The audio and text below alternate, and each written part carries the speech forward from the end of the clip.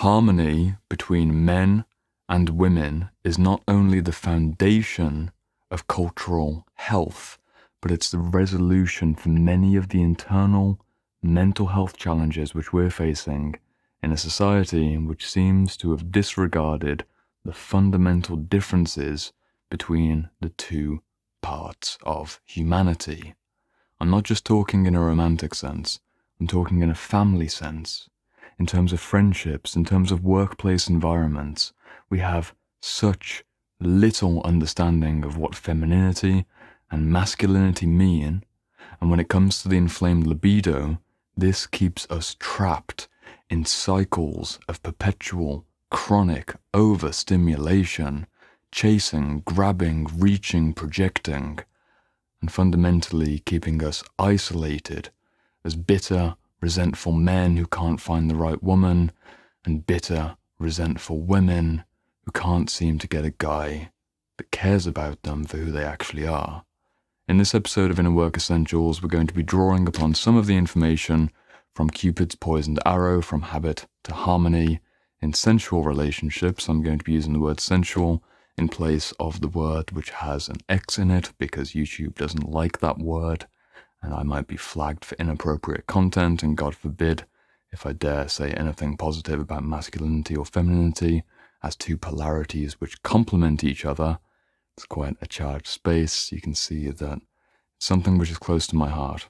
In this episode, what I'm going to be bringing forwards is my primary offering to you, based on my years of reading and one-to-one client work with both men and women on topics of sensual healing and sensual revitalization, primarily women, far more women than men in my one-to-one practice, although I may be a straight white man, that is grounds for being disregarded even as a foundation when talking about the inflamed libido.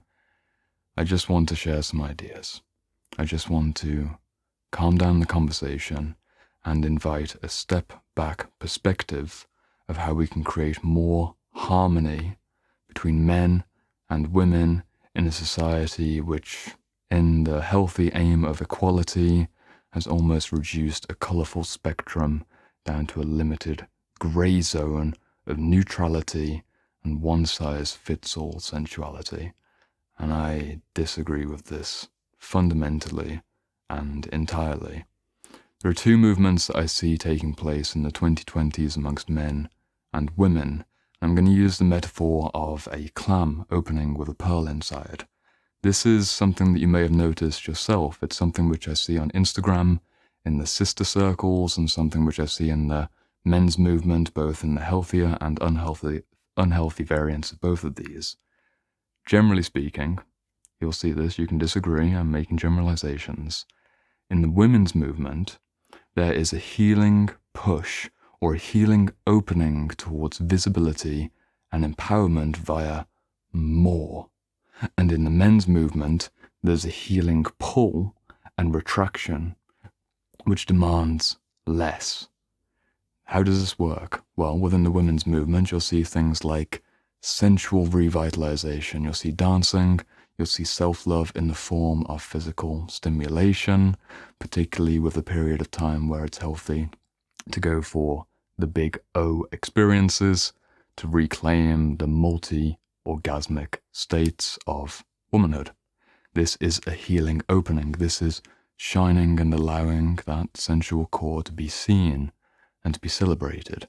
There's dysfunctions over here and dysfunctions over here, but painting it broadly.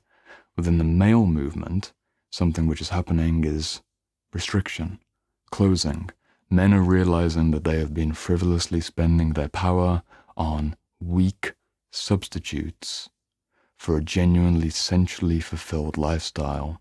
It's quitting things like pornography. It's choosing to not spend themselves on a weekly basis, multiple times per week, and keep that energy inside of them to do something better. There's an expansion on the one side, there's a contraction on the other side, there's healthy benefits in each camp. I'm generalizing, but what happens when we get to dysfunction in both areas? Well, in the one area, we have self-empowerment of the women's movement, which becomes about women for women, at the exclusion of men. And within men, the restriction of not focusing on chasing girls and focusing on business or art or spiritual pursuits, it's almost the same outcome but from two different angles. One is more, one is less, but it creates an insular, isolating experience for both men and women on this cutting edge of gender exploration or sensual healing. So what's the solution for the inflamed libido? Well, we've got the strategy of opening up, and we've got the strategy of closing down.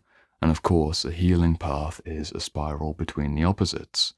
What happens in the women's movement, for example, is that a woman who comes from a place of disempowerment, tragically perhaps maybe there was a sexual assault experience, she goes through a period of invisibility, back into visibility, back into invisibility. And this can be through various degrees of conscious or unconscious choice. I've worked with many women behind the scenes who have tragically gone through these kinds of experiences, and sometimes it's a period of promiscuity, and then a period of celibacy, many months at a time. Promiscuity, celibacy, promiscuity, celibacy. Of course, both at their extremes are potentially unhealthy, reactive defenses against a core wound. There is a way to get in that healthy middle zone, but typically there's a period of penduluming. And the same with men.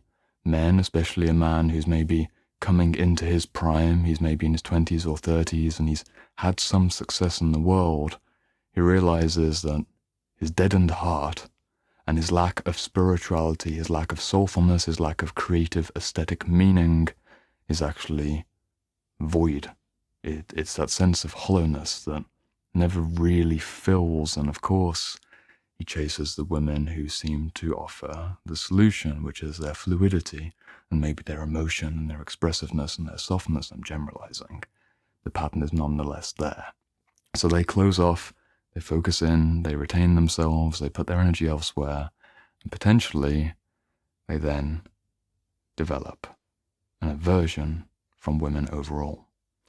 And women do the same with men.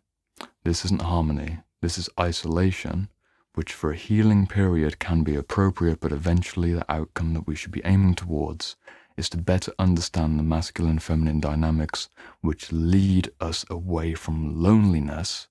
Loneliness initially with a sense of introverted vitality. Initially maybe a period of opening or closing and feeling like we're doing something different and healing, but moving from loneliness to a period of connectedness, and ideally a conscious relationship, conscious romantic relationship, and also a conscious intergender friendship situation, or intergender workplace situations, or even understanding family dynamics between brothers and sisters better. This is surely the outcome that we're aiming towards. Because otherwise, what are we doing? We're isolating ourselves as men with men and women with women, kind of looking over the fence, peering at the other side, never really understanding, and from a Jungian perspective, being at risk of shadow projections one way or another way, and attempting to heal an unresolved childhood trauma through chronic overstimulated, orgasmic chasing or non-chasing hyper expansion or hyper restriction. I'm going to bring out a quote from Cupid's Poisoned Arrow, which I'm not going to actually go into too much in this episode. I highly recommend it if you're looking for a radical perspective on what happens when we're stuck in the passion cycle of quick and consistent releases, if you catch my drift, and what happens biochemically in terms of the neurotransmitter responses and the nervous system cascade of processes that come from being locked in that cycle, especially with pornography use and especially with short-term casual relationships with multiple partners. Bringing out a quote here. So, what's happening with the anti-love potion? Direct quote from the book, referring to this 2-week-long intimate cycle that research in this book has demonstrated to be one of those underpinning structures for the irritability, misunderstanding, charged feeling that many people have towards the opposite gender, where they're simultaneously pushing away and pulling in. They're saying one thing when they're awake and they're dreaming another thing when they're asleep. They're doing this strange dance of shadow projections and romantic bizarreness it might be due to the anti-love potion, which is spending our energy frivolously in the way that you can read between the lines. So what is the anti-love potion and what does it do? Quoting from research, most often they report restlessness, irritability, dissatisfaction, desire for less contact with others, weepiness, anxiety, fatigue, hostility, fuzzy thinking, feelings of insecurity, emotional neediness, compulsive analysis of self or lover, jealousy, burning desire for escape, relief, or oblivion, cravings for substances or activities that raise dopamine, and our gene's favorite, attraction to other potential partners. In its extreme form, headaches, debilitating brain fog, exhaustion, muscle aches, severe social anxiety, the cycle has been dubbed post-orgasmic illness syndrome, or POIS. Quite the series of symptoms there, and like a WebMD self-diagnosis of you've got a cough and you go on Google and suddenly you've got cancer, that can almost be far too much to latch onto. It can potentially be distorting in a way that I'm not trying to encourage you to suddenly latch onto this idea that, oh, the reason that you feel the way you feel is because of romantic inflamed libido situations. But what if I introduce the idea that the inflamed libido is not a function of the genitals, but a function and a consequence of events in the brain? What if the way for us to heal from compulsion and addiction and move towards a harmony between the sexes was to understand that our internal world dictates what we perceive and receive from the external world? This is the Jungian idea of the anima or the animus, the inner masculine and the inner feminine, which exist as archetypal imagery within every man and every woman.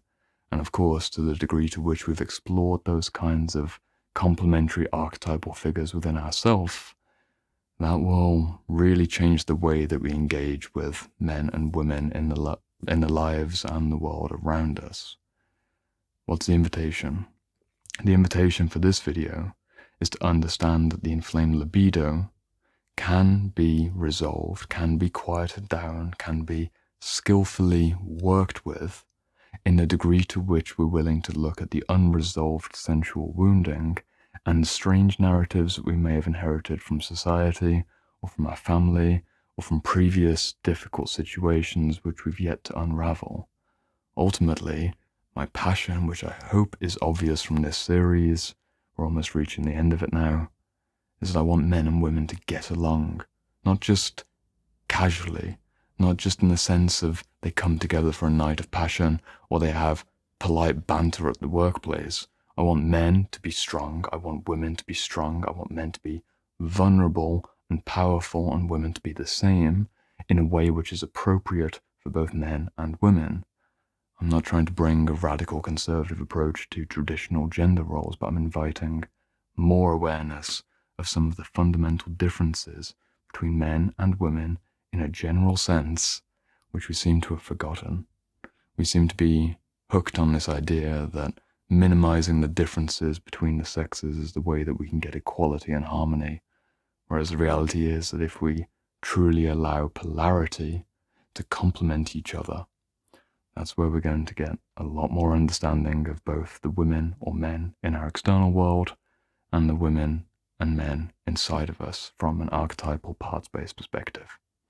If this all sounds far too triggering, then my only ahead of time warning for you is that the degree to which you don't choose to actively engage in understanding the psychology and the different archetypal impact of the gender which you're attracted to, maybe both genders, definitely recommend men and women learn about men and women in a complementary sense.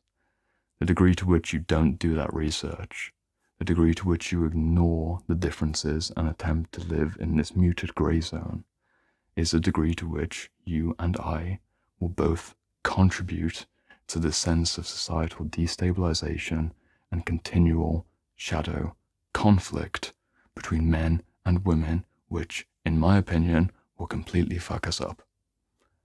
It's not a joke.